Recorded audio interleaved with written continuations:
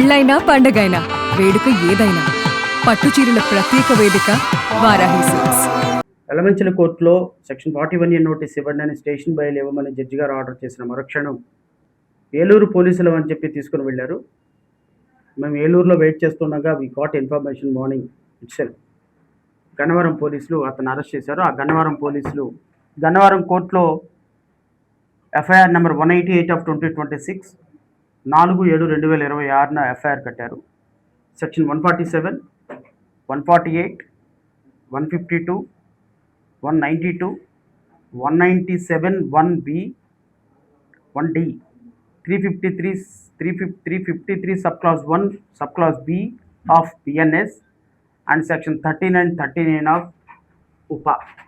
అంటే ఈ సెక్షన్స్కి ఫస్ట్ ఒకటే సెక్షన్ చదివి వినిపిస్తాను మీకు, దాని తర్వాత దీని యొక్క తీవ్రత ఏంటో అనేది మీకు అర్థమవుతుంది. సెక్షన్ 147 ఏం చెప్తుంది అంటే ఎందుకు చెప్పాల్సి వస్తుంది అంటే ప్రజలకు అర్థమవటం కోసం. Waging or attempting to wage war or abetting waging war against the government of India. Whoever wages war against the government of India, attempts to wage such war, abates the waging war, shall be punishable with the death, imprisonment for life and shall also liable to fine. మరణ శిక్ష పడగలిగినటువంటి ఒక కేసు death or imprisonment for life or death or imprisonment for life అంటే మరణ శిక్ష వేసేటువంటి ఒక కేసుని రావణ్ మీద ఈరోజు మోపి గన్నవరం పోలీసులు అరెస్ట్ చేశారు. 147, 148లో కూడా సేమ్, 152, 192, 197 అండ్ ఉపా అంటే దేశద్రోహం అనండి, రాజద్రోహం అనండి, ఈ రెండు కేసెస్ ఈ అన్ని సెక్షన్స్ పెట్టి ఈరోజు గన్నవరం అంటే ఇప్పటి వరకు సోషల్ మీడియాలో దళిత శంకారావం పేరు మీద నేను పెట్టినటువంటి సభలో రావణ మాట్లాడినటువంటి సందర్భంలో పెట్టిన ప్రతి కేసులో 4 కేసుల్లో బెయిల్ వచ్చేసిన కారణంగా ఇక ఈ కేసులు పెడితే బెయిల్ వస్తుంది. మళ్ళీ 5వసారి కూడా అబాస్పాలు అవుతాం. శ్రవణ్ కుమార్ వస్తాడు, చట్టం అనేది తన పని తాను చేసుకుంటుంది. కాబట్టి ఈరోజు ఎట్లా అయినా సరే రావణ్ని అరెస్ట్ చేయాలి.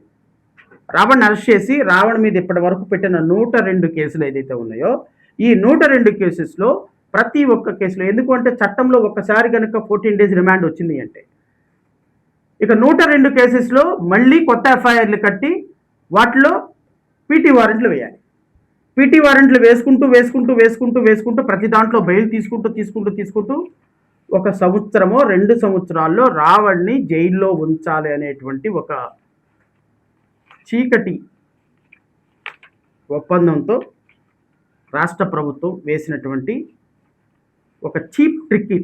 ఒక యూట్యూబరు పాకిస్తాన్ యొక్క ఇండియా యొక్క దేశ రహస్యాలన్నీ తీసుకుని వెళ్ళి పాకిస్తాన్కి అమ్మేసినప్పుడు పెట్టే సెక్షన్ పెట్టి రాజద్రోహం దేశద్రోహం పెట్టి ఒక యూట్యూబర్ని అరెస్ట్ చేయటం కంటే ఇంకా సిగ్గు చేయటు, చెప్పటానికి నీతులు, చేయటానికి నీతులు కాదు, చెప్పటానికి నీతులు, మాట్లాడటానికి నీతులు.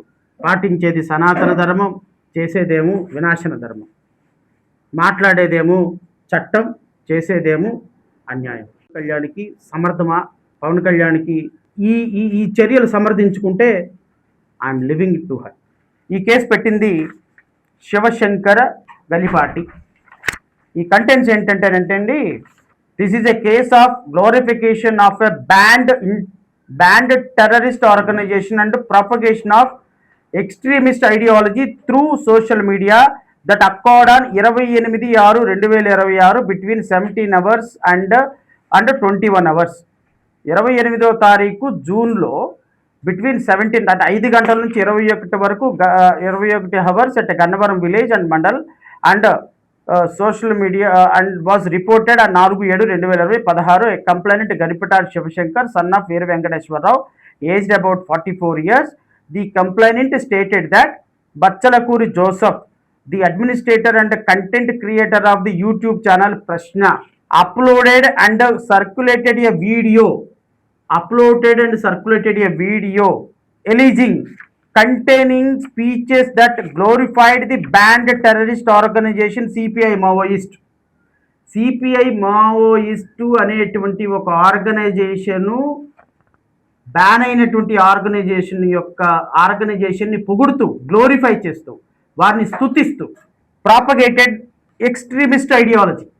సిపిఐ మావోయిస్టు అనేటువంటి ఒక బ్యాన్డ్ ఆర్గనైజేషన్ని వారి యొక్క కంటెంట్ని ప్రాపగేట్ చేస్తూ వారిని గ్లోరిఫై చేస్తూ అంటే వారిని పొగుడుతూ ఒక వీడియో అప్లోడ్ చేశాడంట.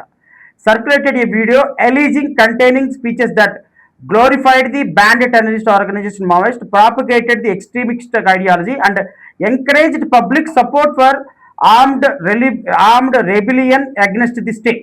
అంటే మావోయిస్టుల్లో చారండి ఆంధ్రప్రదేశ్కి భారతదేశానికి వ్యతిరేకంగా ఒక వీడియో రిలీజ్ చేశాడంట. It is further alleged that the accused disseminated such content through social media platform which is likely to influence the public, particularly the youth, and is prejudicial to the sovereignty, unity, integrity and security of India. Youth అందరినీ కూడా మావోయిస్టుల్లో join అవ్వండి మరి ఏ video ఆయన join అవ్వండి Maoist పార్టీలో అని అన్నాడో నాకైతే తెలీదు. మరి ఈ వీడియో ఛానల్లో ఆయన అందరిని యూత్ని పిలిచి జాయిన్ చేశాడంట. I don't know. The complaint requested the legal action to take against the accused and the relevant electronic evidence is preserved. The speech was delivered at Eluru and the incrimination video was circulated and viewed within the jurisdiction of the Gannavaram police station through social media. It seems దళిత సమర శంకారావంలో 28/6/2026 7 గంటల నుంచి 21 గంటల వరకు జరిగింది. మరి ఈ నా మీటింగ్లో ఇచ్చినటువంటి స్పీచ్లో ఎక్కడ మావోయిస్టులు టెర్రరిస్టులు అనే పదాలు రాలేదు. పవన్ కళ్యాణ్ విమర్శిస్తూ వచ్చినటువంటి స్పీచ్. మరి ఈయనంట ఈ కంప్లైంట్ ఈ వీడియోనంట గన్నవరంలో ఆ రోజు చూశాడంట. ఆ రోజు చూసిన కారణంగా ఇప్పుడు ఇతనికి దేశద్రోహం రాజద్రోహం కేసు కట్టి ఈరోజు అరెస్ట్ చేశారు. ఈ మావోయిస్టుల్లో జాయిన్ అవ్వండి టెర్రరిస్టులు అవ్వండి అని యువతకి ఎక్కడ ఈయన సందేశం ఇచ్చాడో నాకు తెలీదు. ఆ సందేశం మరి ఏ విధంగా ఈ కంప్లైంట్కి వచ్చిందో నాకు తెలీదు. సో ఓవరాల్గా ఈరోజు మరణశిక్ష పడగలిగినటువంటి కేసులో ఒక యూట్యూబర్ని ఒక జర్నలిస్ట్ని ఒక ప్రశ్నించడంలో తారతమ్యాలు ఉండొచ్చు. నేను ఒకలాగా ఆర్గ్యుమెంట్ చెప్తా, మా సోదరుడు ఒకలాగా ఆర్గ్యుమెంట్ చెప్తాడు, ఈయన ఒక ఆర్గ్యుమెంట్ చెప్తాడు. అల్టిమేట్గా మేము అందరం చేసేది జస్టిస్. ప్రశ్నించే తత్వంలో కొంతమంది సాఫ్ట్గా చెప్తారు, కొంతమంది హార్ష్గా చెప్తారు, కొంతమంది ఫెరోషియస్గా చెప్తారు. అలా చెప్పినంత మాత్రాన ఈ విధంగా కేసులు కట్టి ప్రభుత్వం అరెస్ట్ చేయటం అనేది కరెక్ట్ కాదు, అన్డెమోక్రటిక్. బట్ ఏదేమైనప్పటికీ కూడా 102 కేసులు పెట్టి రావణ్ణి సంవత్సరమో 6 నెలలో 3 నెలలో ఎంతకాలం జైల్లో ఉంచాలనే ప్రయత్నం చేస్తున్నారో నాకైతే తెలియదు. పిఠాపురంలో కేసు పెట్టినప్పుడు ఈ ఎఫ్ఐఆర్ గురించి ఎందుకు బయటకు రాలేదండి? సర్పవరంలో కేసు పెట్టినప్పుడు ఎఫ్ఐఆర్ గురించి ఎందుకు బయటకు రాలేదండి? నిన్న మచిలీపట్నంలో కేసు పెట్టినప్పుడు ఎఫ్ఐఆర్ గురించి ఎందుకు బయట రాలేదండి? నిన్న పైకరావుపేటలో కేసు పెట్టినప్పుడు ఎఫ్ఐఆర్ గురించి ఎందుకు బయట రాలా?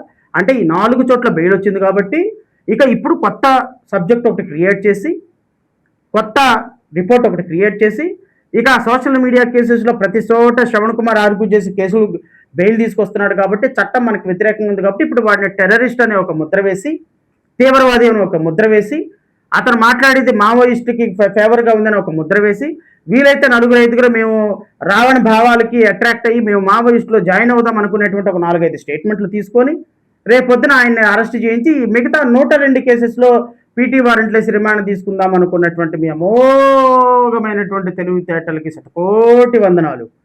164 సీట్లను చాలా అద్భుతంగా వాడుతున్నారు. పవన్ కళ్యాణ్కి ఇచ్చిన 100% స్ట్రైక్ రేట్ని చాలా అద్భుతంగా వాడుతున్నారు. వాడండి, ప్రజలు గమనిస్తున్నారు.